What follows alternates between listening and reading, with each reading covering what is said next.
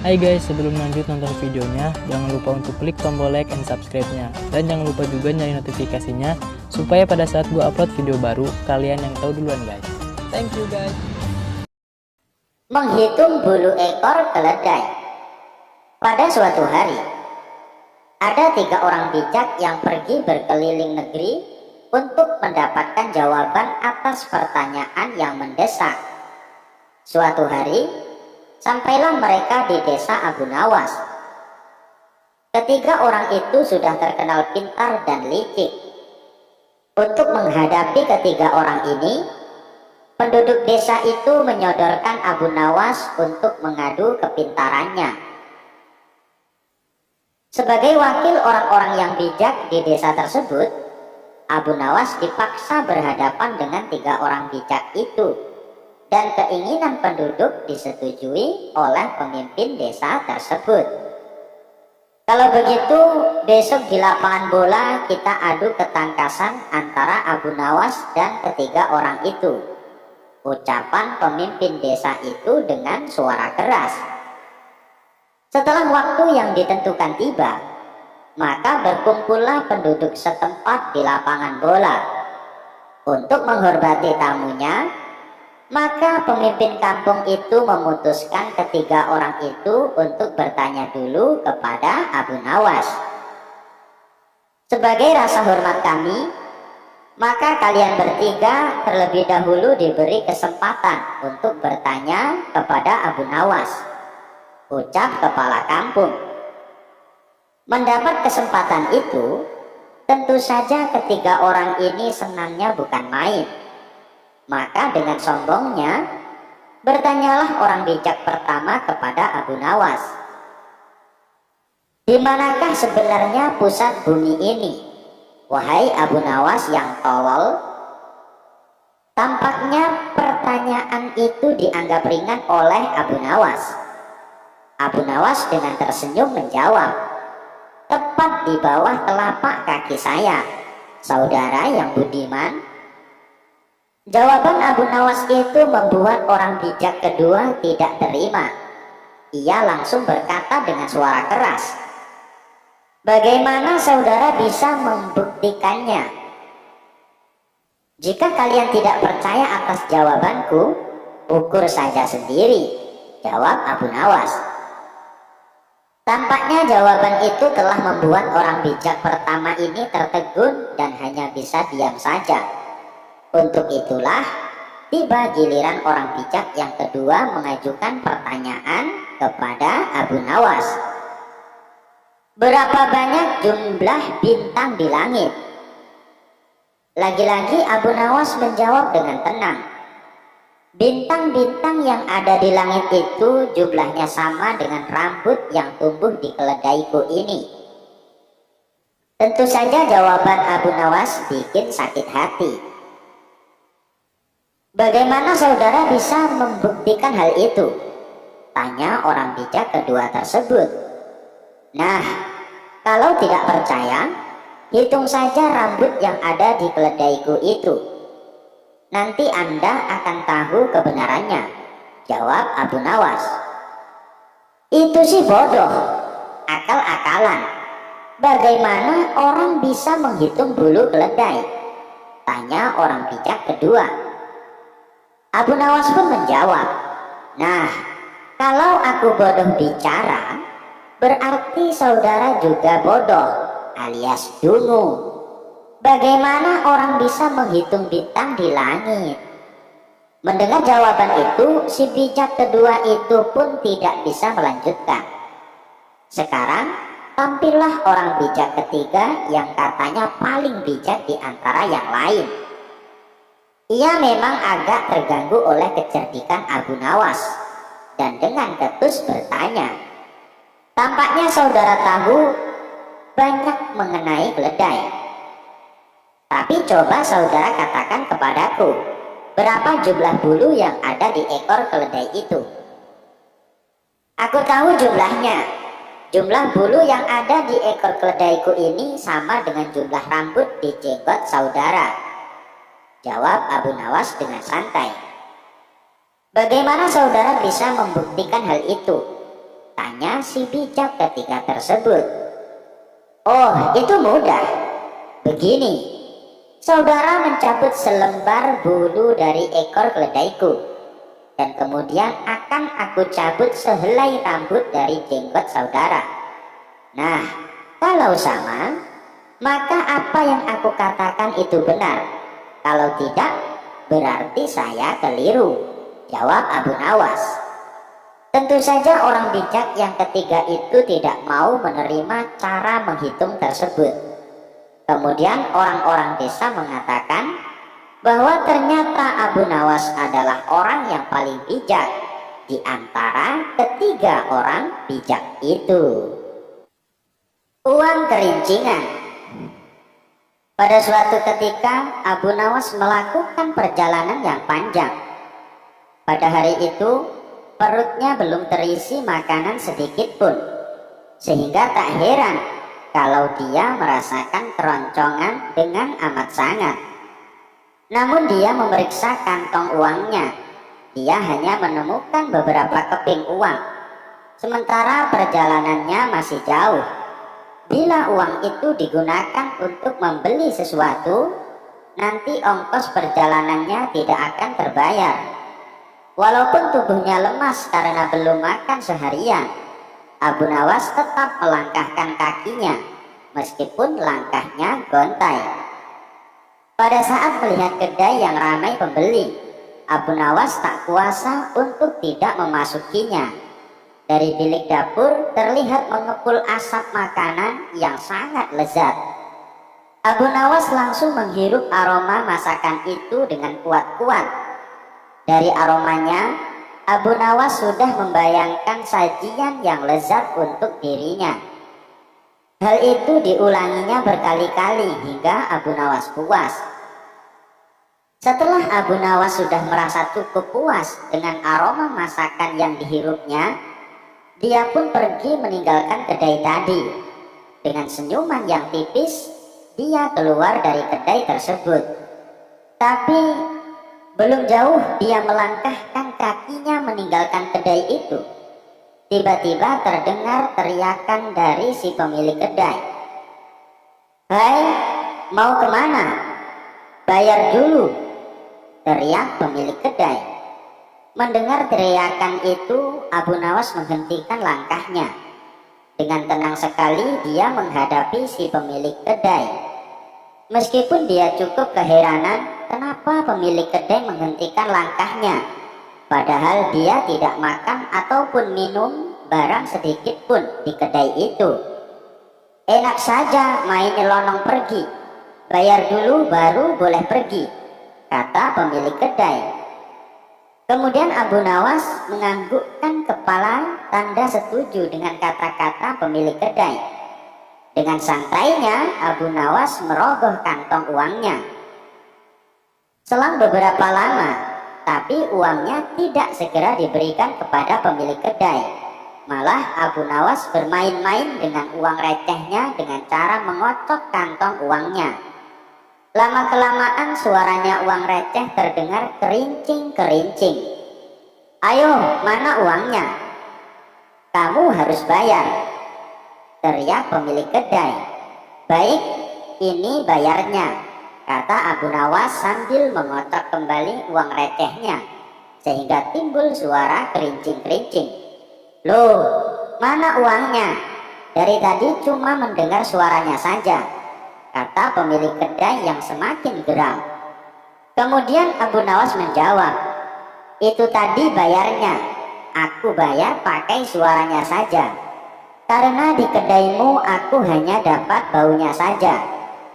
Mendengar jawaban itu, si pemilik kedai hanya bisa tersenyum dengan malunya. "Hehe, ada-ada saja si pemilik kedai ini. Bagaimana bisa orang hanya mencium aroma masakan dari balik kedai, kok disuruh membayar?" Tapi pintar juga, Abu Nawas membayarnya pakai suaranya saja, tidak dengan uang. Sorban ajaib Abu Nawas. Pada suatu hari di kerajaan yang dipimpin oleh Raja Harun ar-Rasyid telah terjadi huru-hara. Rakyatnya tidak lagi mendapat ketenangan seperti biasanya karena telah terjadi penculikan dan pembunuhan yang misterius.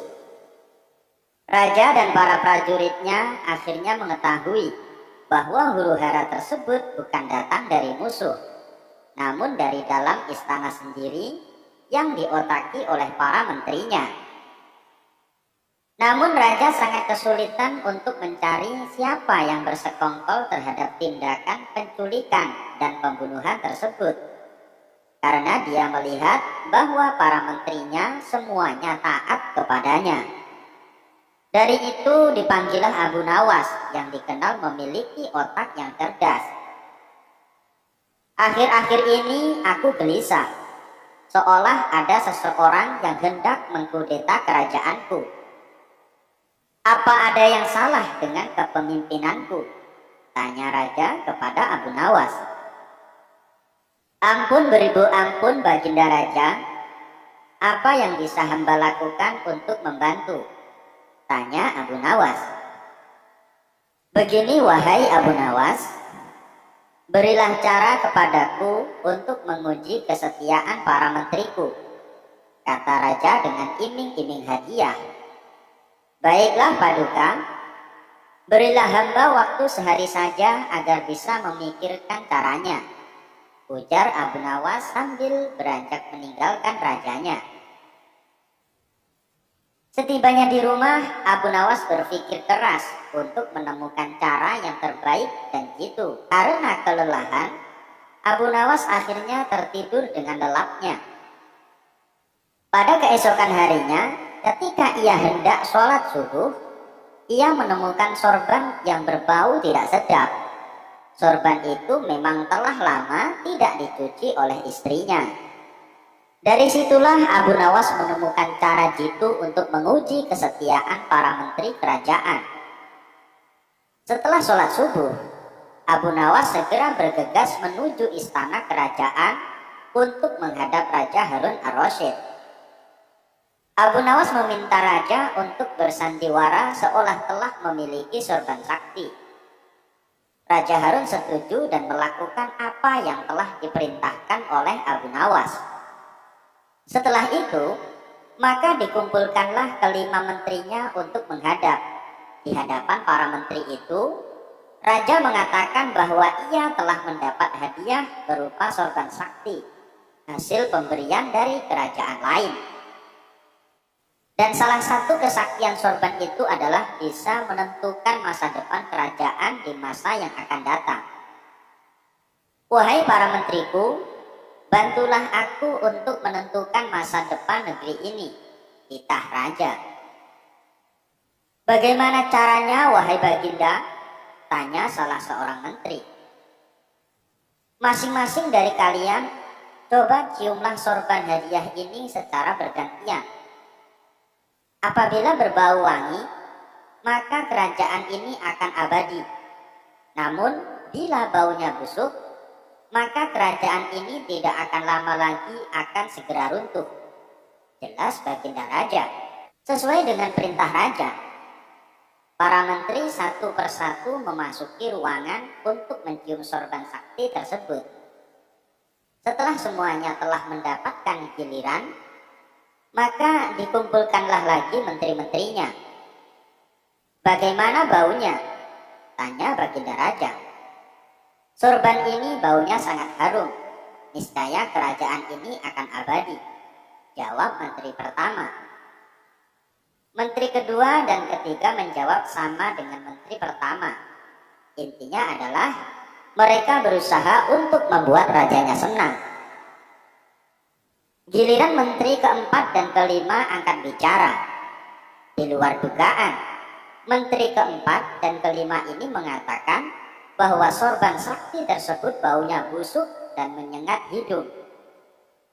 Mendengar pernyataan menteri keempat dan kelima itu, raja akhirnya membuka rahasia bahwa sorban yang dikiranya sakti tersebut adalah milik Abu Nawas yang sudah usang dan tidak dicuci lama sekali. Bergetarlah badan dari menteri pertama, kedua, dan ketiga.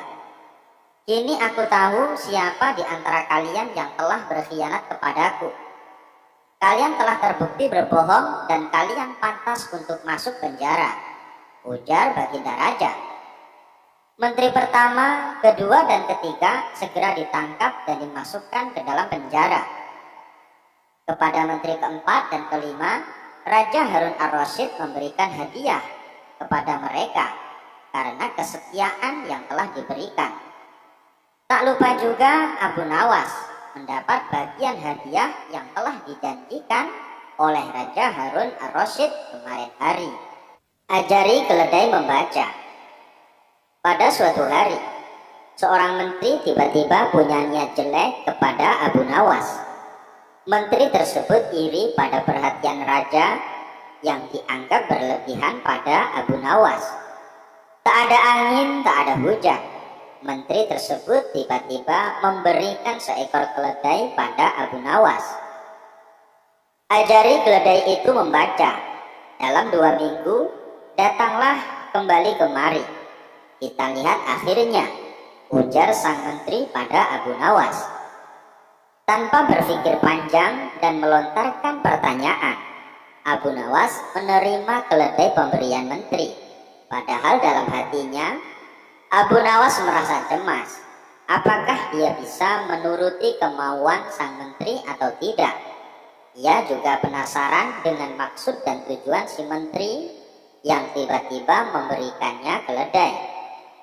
Apakah ini satu di antara tipu dayanya buat menghancurkan nama baikku? Tanya Abu Nawas dalam hati. Meski merasa cemas, Abu Nawas tetap berusaha tenang. 2 minggu kemudian, Abu Nawas kembali ke istana dan bertemu dengan menteri. Tanpa banyak bicara, sang menteri kemudian mengajak Abu Nawas menghadap Baginda Raja Harun ar-Rasyid.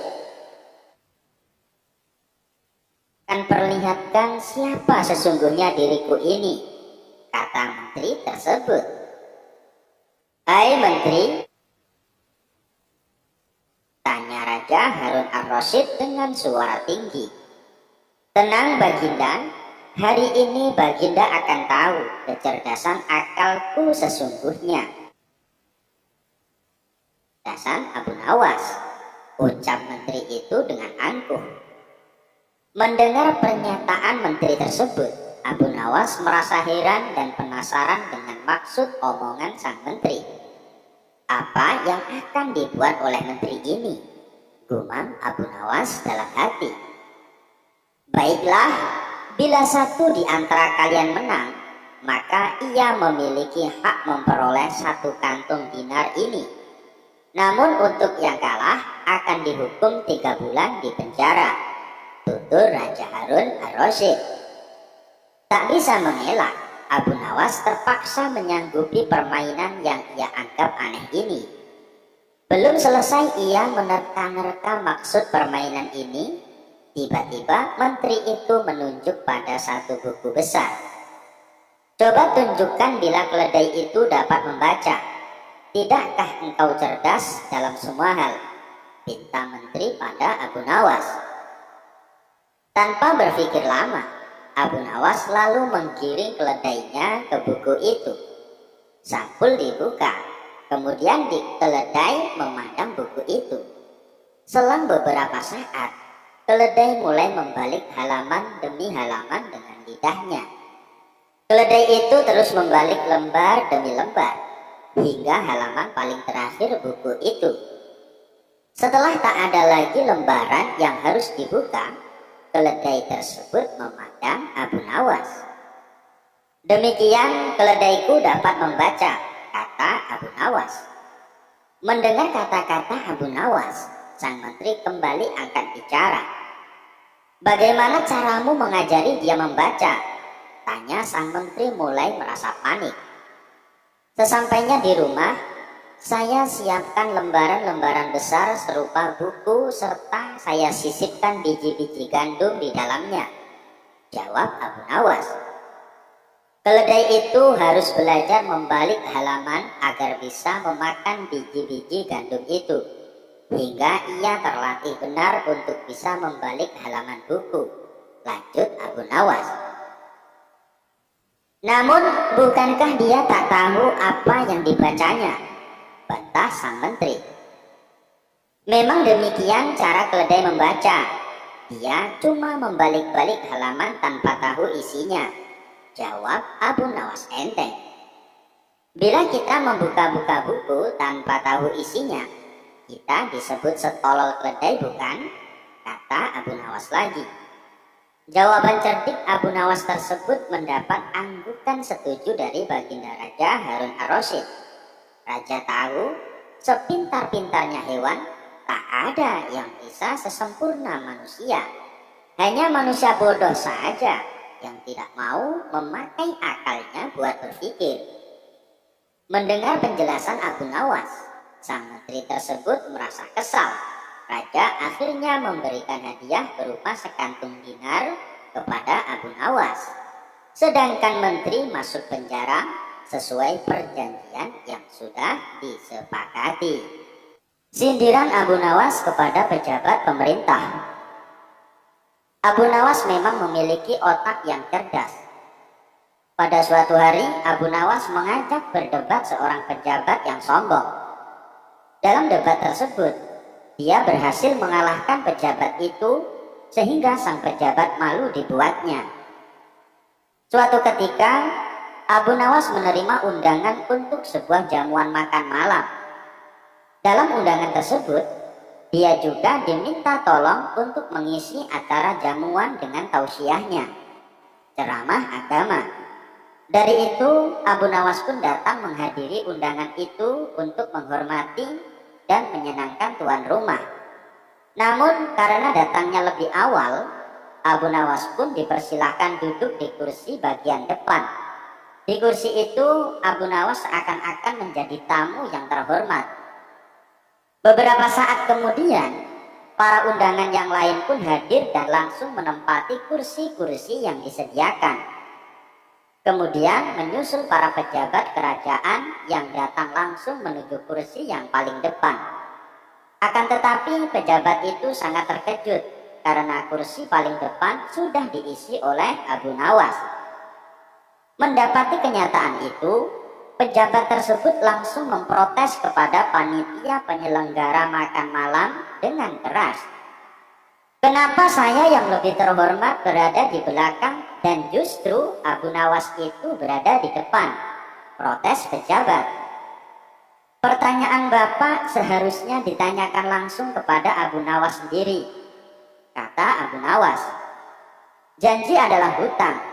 Karena merasa posisinya disamakan dengan masyarakat yang lain, pejabat itu pun tidak terima.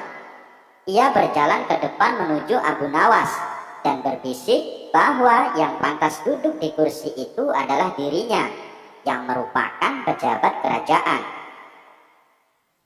Wahai Abu Nawas, kamu tidak pantas duduk di sini karena kursi depan seharusnya diisi oleh pejabat seperti saya, tegas pejabat itu dengan tongkatnya. Mendapatkan teguran sombong dan merendahkan itu, Abu Nawas mulai angkat bicara. Maka terjadilah perdebatan sengit di antara mereka. Cukup menghebohkan untuk semua yang hadir di acara tersebut.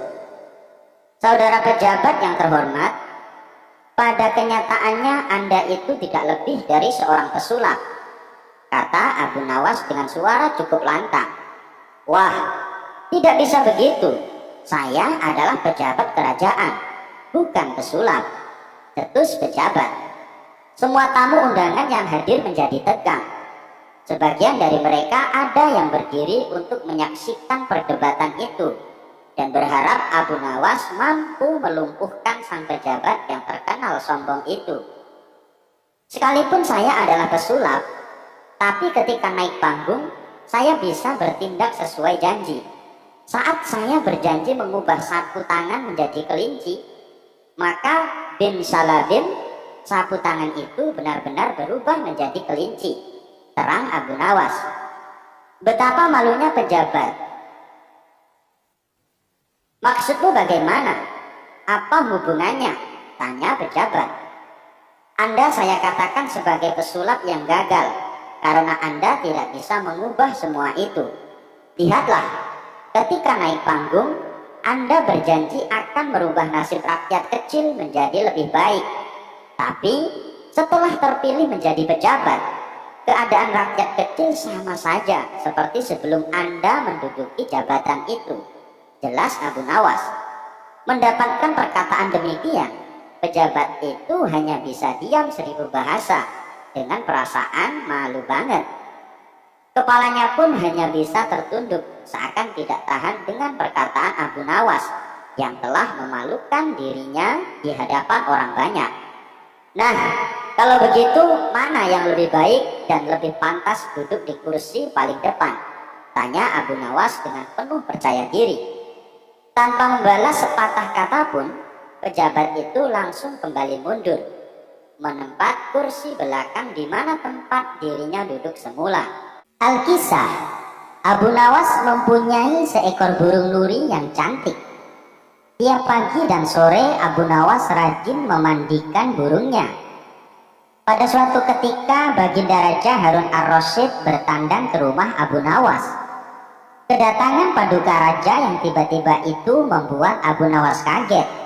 Pasalnya, di rumah Abu Nawas tidak tersedia makanan untuk menjamu sang raja. Tidak usah repot-repot Abu Nawas, saya hanya mampir sebentar. Bagaimana kabarmu? Lama sekali kamu tidak ke istana, ucap sang raja. Alhamdulillah, keadaan saya baik-baik saja, Paduka yang mulia, balas Abu Nawas. Paduka Raja mengamati sekeliling rumah Abu Nawas. Saat matanya tertuju ke pojokan rumah, Paduka Raja melihat seekor burung nuri di dalam sangkar. Kamu sekarang memelihara burung, wahai Abu Nawas? Tanya sang raja. Betul sekali Paduka yang mulia, jawab Abu Nawas. Sang raja kembali berkata, burung kamu bagus, bulunya juga indah. Saya suka sekali melihatnya. Kalau kamu berniat menjualnya, jangan ditawarkan kepada orang lain, tawarkan saja kepadaku. Berapapun harganya, pasti aku akan membayarnya. Abu Nawas tidak menjawab, ia hanya menganggukkan kepalanya. Tapi dalam hati Abu Nawas berkata, mana mungkin aku menjual burung yang tidak berharga ini kepada Baginda Raja. Akhirnya keesokan paginya Abu Nawas datang ke istana. Dia datang dengan membawa burung nuri yang diinginkan Baginda Raja. Abu Nawas tidak ingin menjualnya. Dia ingin memberikan cuma-cuma kepada Baginda Raja. Tapi di pintu gerbang istana, 2 orang pengawal menahannya. Mereka berdua adalah kepercayaan menteri istana yang dengki kepada Abu Nawas. Ada keperluan apa kamu datang kemari? Tanya pengawal. Abu Nawas menjawab, tempo hari Paduka Raja datang ke rumah saya dan menyukai burung saya. Oleh sebab itu saya ingin memberikan burung ini kepada Paduka Raja. Salah seorang pengawal berkata, tinggalkan saja burung jelek itu di sini. Biar aku yang menyerahkannya kepada Paduka Raja. Abu Nawas pun menurut. Dalam situasi seperti ini ia tidak mungkin melawan. Tapi suatu saat mereka pasti akan mendapatkan balasannya. Kedua pengawal itu lalu menukar burung Abu Nawas dengan burung gereja. Setelah itu diserahkan kepada Paduka Raja. Paduka yang mulia, ini ada titipan burung dari Abu Nawas, ucap pengawal kurang ajar. Abu Nawas, kata sang raja dengan nada penuh emosi. Sang raja merasa terhina dengan perbuatan Abu Nawas. Burung nuri yang diharapkannya, tapi burung gereja yang dikirimkan. Sang menteri yang dengki kepada Abu Nawas tersenyum puas melihat kinerja anak buahnya. Kali ini engkau pasti akan kena hukuman, wahai Abu Nawas, ujarnya dalam hati. Tanpa menunggu waktu, saat itu juga Baginda Raja mendatangi Abu Nawas. "Hai Abu Nawas, kalau keberatan menjual burung nuri kepadaku, aku tidak apa-apa. Tapi jangan kau kirim burung gereja ke istana. Itu suatu penghinaan buatku," kecam Baginda dengan mata memerah, menahan amarah. Abu Nawas kaget mendengar perkataan Paduka Raja. Padahal yang ia kirimkan adalah burung nuri, sesuai dengan keinginan sang raja. Tapi Abu Nawas tidak mempunyai saksi untuk membuktikannya. Sedangkan kedua pengawal yang menghadangnya di istana adalah orang kepercayaan menteri yang dengki kepada dirinya. Tapi Abu Nawas tidak kehilangan akal. "Begini Paduka yang mulia," tutur Abu Nawas, mencoba meredakan amarah Baginda. "Istana Paduka telah kemasukan 2 orang penyihir." Raja bertanya heran, "Penyihir yang mana, wahai Abu Nawas? Siapa mereka?" Abu Nawas menjawab, "2 orang penjaga pintu istana itulah penyihirnya. Mereka telah menyihir burung nuri menjadi burung gereja. Kalau Paduka tidak percaya, tunggulah besok di istana. Paduka akan menyaksikan sendiri betapa hebatnya sihir mereka. Saya masih punya burung 1 lagi untuk Paduka Raja." Sang raja bertanya, "Burung apa itu, wahai Abu Nawas?" "Burung pipit Paduka yang mulia," balas Abu Nawas. "Apa, burung pipit? Kamu sendiri kan tahu, saya tidak suka dengan burung pipit." "Sebentar sang raja, sabar dulu. Paduka yang mulia, besok pagi saya akan ke istana membawa burung pipit. Nanti bisa disihir menjadi burung nuri oleh kedua pengawal yang menjaga pintu istana." Pagi-pagi sekali Abu Nawas sudah tiba di istana. Dia membawa burung pipit banyak sekali. Di depan gerbang lagi-lagi Abu Nawas dicegat oleh kedua pengawal. "Ada perlu apa lagi kau di sini?" hardik si pengawal. "Sudah kubilang, Paduka Raja sedang tidak menerima tamu." Abu Nawas menjawab, "Maaf, kemarin aku keliru. Aku sebenarnya ingin memberikan burung pipit ini kepada Paduka, tapi aku keliru mengambilnya. Paduka pasti marah-marah mendapat kiriman burung nuri tersebut. Semua orang tahu Baginda sangat benci dengan burung nuri. Dia pernah tersesat di hutan gara-gara burung nuri sialan itu.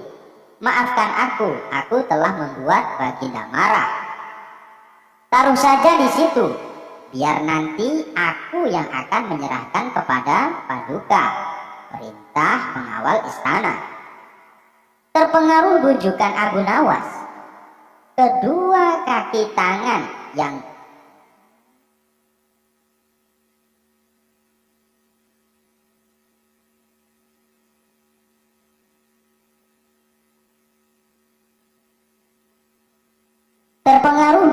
Abu Nawas, kedua tangan kanan sang menteri itu pun menukar burung pipit dengan burung nuri. Setelah itu mereka menyerahkannya kepada Baginda Raja.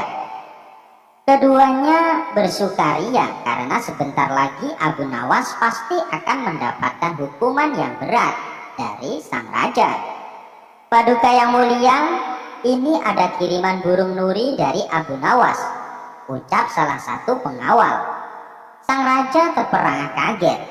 Ternyata benar apa yang dikatakan Abu Nawas.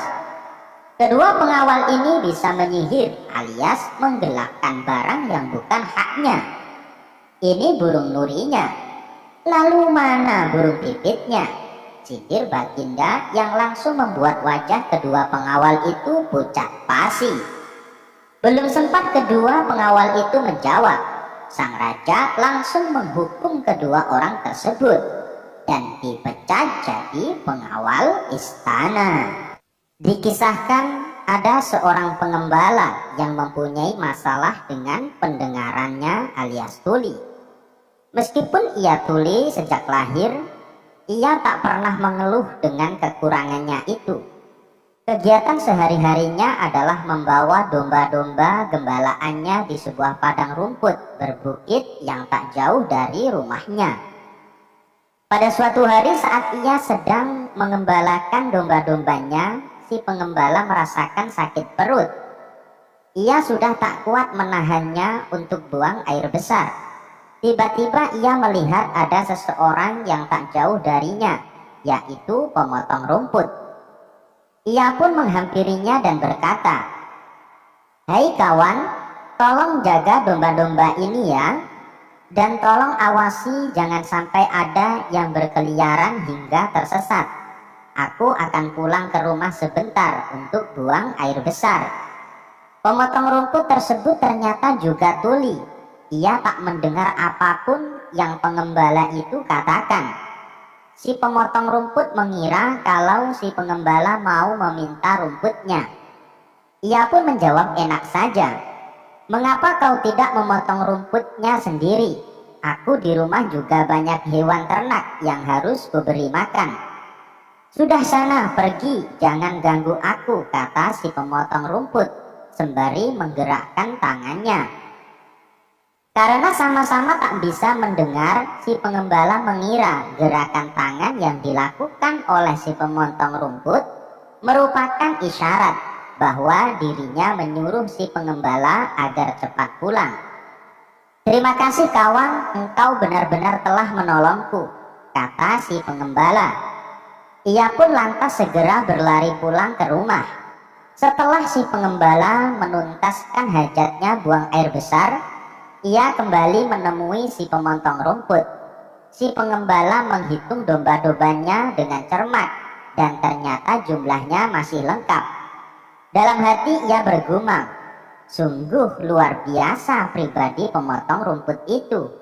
Ia benar-benar bisa dipercaya. Ia menjaga domba-dombaku tanpa mengharap ucapan terima kasih sama sekali. Sungguh pribadi yang luar biasa. Oh iya, salah satu dombaku kan ada yang pincang.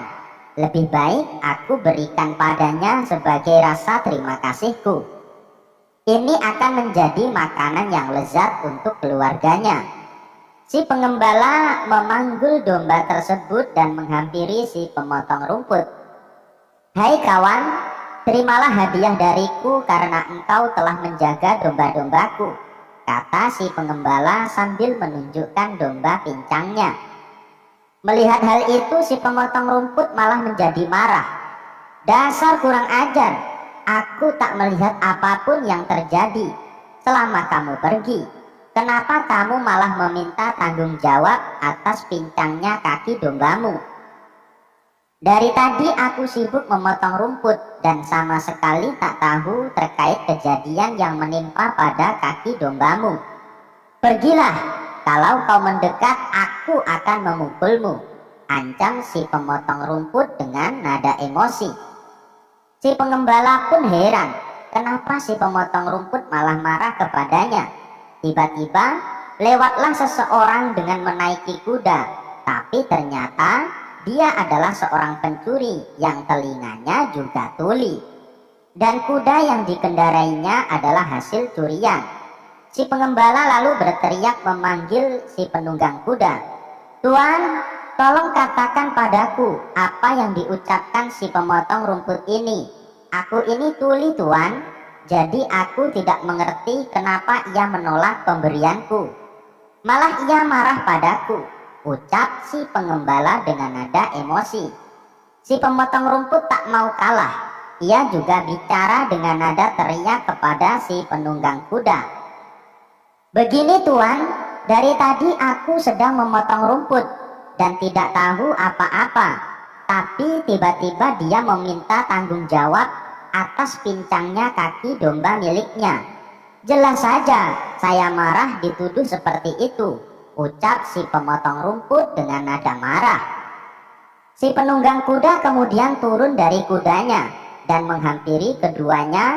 Karena ia jatuh, ia mengira si pemotong rumput dan si pengembala kambing sedang memarahinya karena telah mencuri kudanya. "Iya benar, aku memang barusan mencuri kuda, tapi aku sungguh tidak tahu kalau kuda ini adalah milik kalian. Maafkan aku kawan, kata si penunggang kuda. Sudah aku katakan, aku tidak tahu apa-apa terhadap pincangnya domba orang ini, teriak si pemotong rumput. Hai kawan, suruh dia katakan padaku, mengapa ia menolak pemberianku, teriak si pengembala.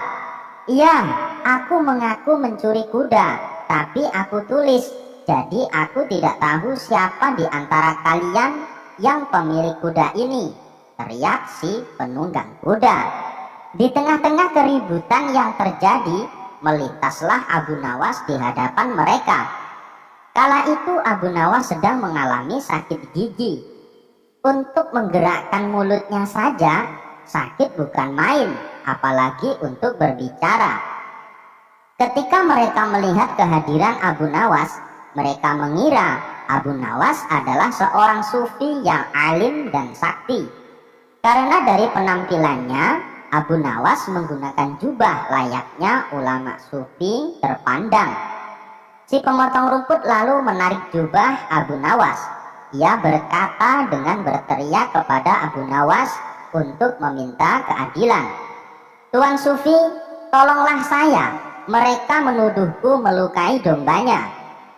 Si pengembala juga berkata kepada Abu Nawas dengan nada teriak.